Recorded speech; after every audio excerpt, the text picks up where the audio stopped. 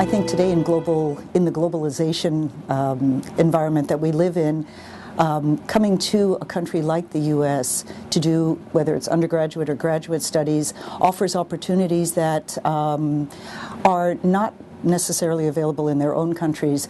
The resources, the research facilities, the support services that U.S. campuses offer students, the importance that the international students, the value that they bring as really bringing the world to our campus is something that U.S. institutions truly value and wish to increase.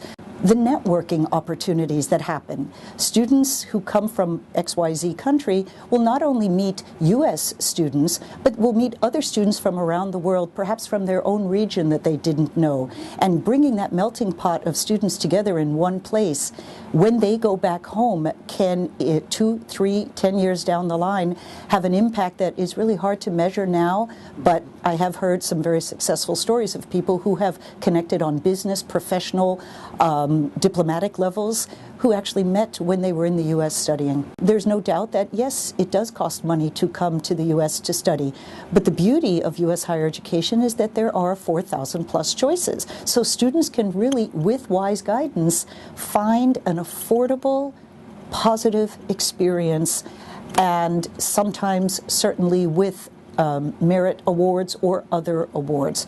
Not necessarily full rides, but students that are in demand by schools, many schools will try to meet their needs in some way.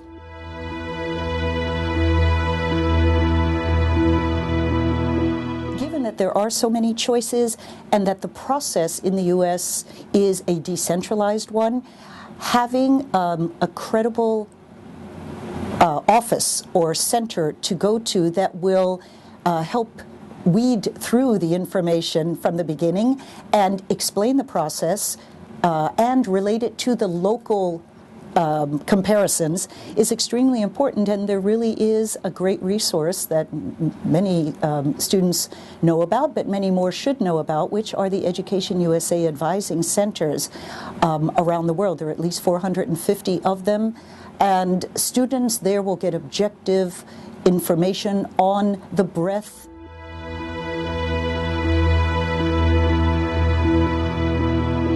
because there is no centralized body that controls the way universities do their process. One cannot assume that if I'm looking at information of University X, that University Y will have the exact same process. Universities have very different ways of looking at an application packet, but I would say that the student's responsibility is to see what is that university looking for. We look at essays, we look at letters of recommendation, we look at the timeliness also, meeting the deadlines. We look at the way the student communicates with us.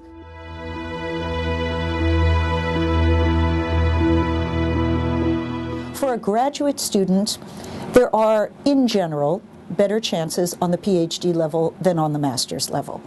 But one cannot assume that it's just because I'm a PhD candidate that I'm going to get money. Is there a good research academic fit between my goals and the department's goals? Connecting with faculty from the very beginning, as well as the admissions office, is extremely important and could kind of turn on a little light bulb somewhere in the department to say, this student is worth looking at, let's hear more.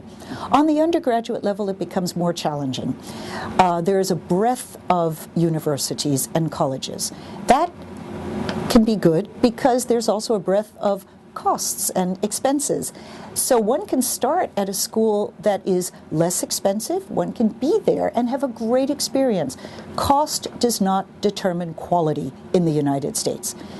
Geographically, financially, there is a lot of diversity. Doing your homework well, consulting with an EducationUSA advisor, being realistic in expectations, and understanding policies of a university.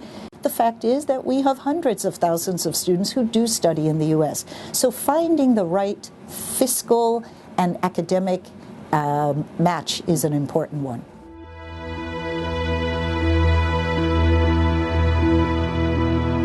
We make sure to include in every single piece of information on our website, on our in our publications, on our emails that we send to students, that the best place to go for both pre-admissions and pre-departure and visa information is the Education USA Center in their area.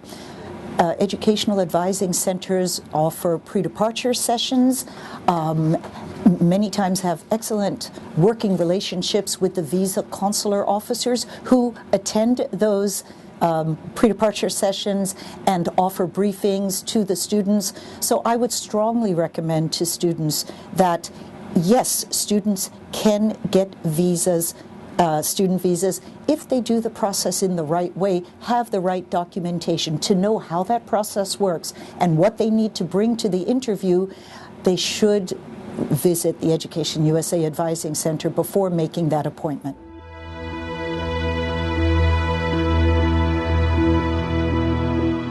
University, I work in international admissions and very closely with the International Student and Scholar Services. We make sure that once a student has been admitted, that the International Student Office, ISSS, knows who that student is, and they start communicating with the student to help them transition towards the arrival into the U.S. Take advantage of the resources that are on a university's website that can be downloaded many times, that are full of tips and suggestions to help you transition. Make sure that they plan to arrive at a campus on time to attend the international orientation that is offered by almost every single campus. That's a great opportunity not only to get information and to be briefed, but also to meet fellow students from around the world and start developing that friends network, which is really important.